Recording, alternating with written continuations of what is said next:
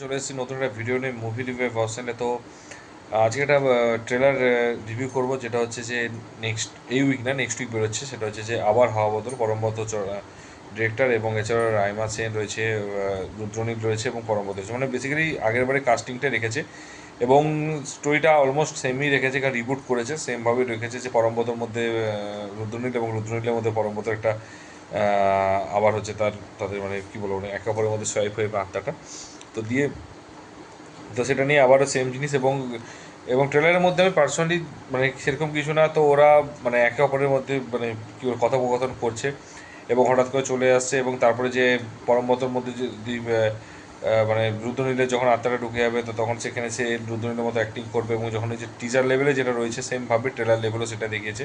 এবং একে অপরের লাইফটা এখন মানে কী বলবো, মানে স্ট্রাগল, মানে প্রত্যেকের লাইফ, দুজনের লাইফে ভালো দিক আছে খারাপ দিক আছে। তো বেসিক্যালি যখন হচ্ছে পরমব্রতর ভিতরে হচ্ছে রুদ্রনীল হচ্ছে মানে আত্মাটা সলভ করবে, তখন যখন তার স্ট্রাগলটা ফেস করবে, তো তখন এই কথা স্ট্রাগলগুলো ভালো দিকগুলো দেখবে। এবং তারপরে ওই বলবে তোর লাইফটা খুব সুন্দর, ও বলবে তোর লাইফটা খুব সুন্দর।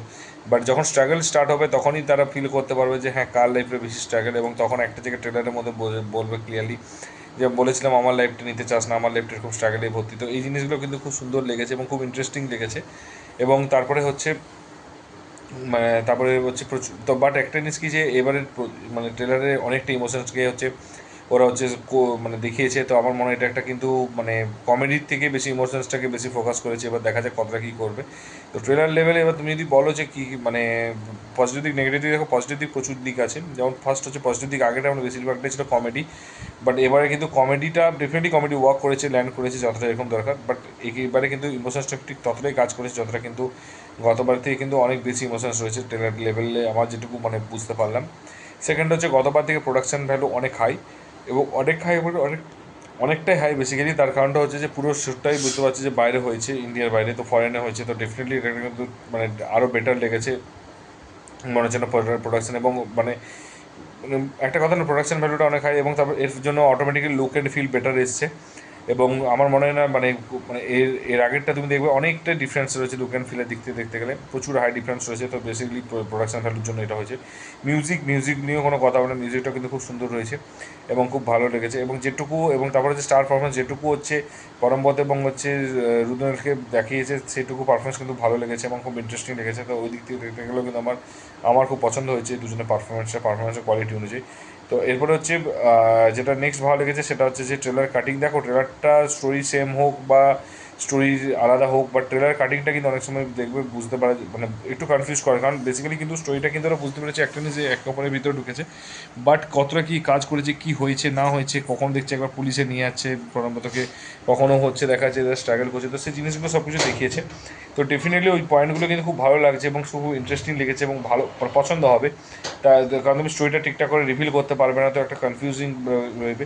তো অনেক কিছু এলিমেন্ট আমার মনে হয় এখানে লুকোনো রয়েছে, তো সেটার উপরে ডিপেন্ড করা হচ্ছে যে কতটা লুকিয়েছে, কতটা ডিসক্লোজ করেছে আমাদের সামনে। সেটা যতক্ষণটা তো মুভিটা দেখবে ততক্ষণ পর্যন্ত বুঝতে পারবেন। তো এইগুলো পজিটিভ দিকটা। এবার নেগেটিভ দিকটা হচ্ছে যে দেখো বেসিক্যালি স্টোরিটার মধ্যে কিন্তু নতুনত্ব কিছু নেই, কিছুটা হচ্ছে তোমার কমেডিটা কমিয়ে কিছুটা ইমোশনসটাকে বাড়িয়েছে, এটাই হয়তো আমার মনে হয় একমাত্র রয়েছে। বাকি কিন্তু আমার ট্রেলার লেভেলে আমরা কোনো রকমভাবে যে আলাদা একটু ইউনিক রয়েছে বা সেই জিনিসটা দেখতে পাওয়া যায়নি।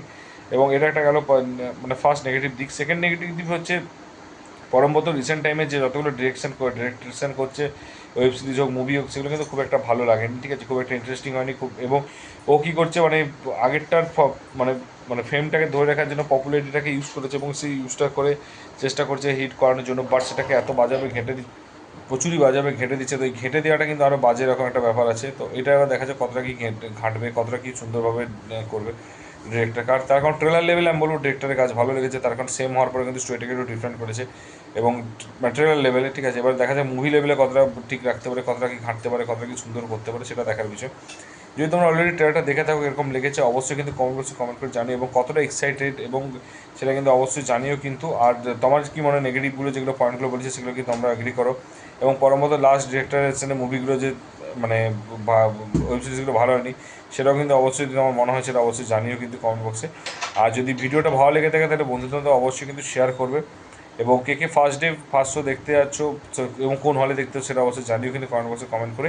আর যদি চ্যানেলে নতুন হও তো অবশ্যই সাবস্ক্রাইব করে দিও। তো দেখা হচ্ছে পরের ভিডিওতে। ভালো থেকো, take care, tata, bye by.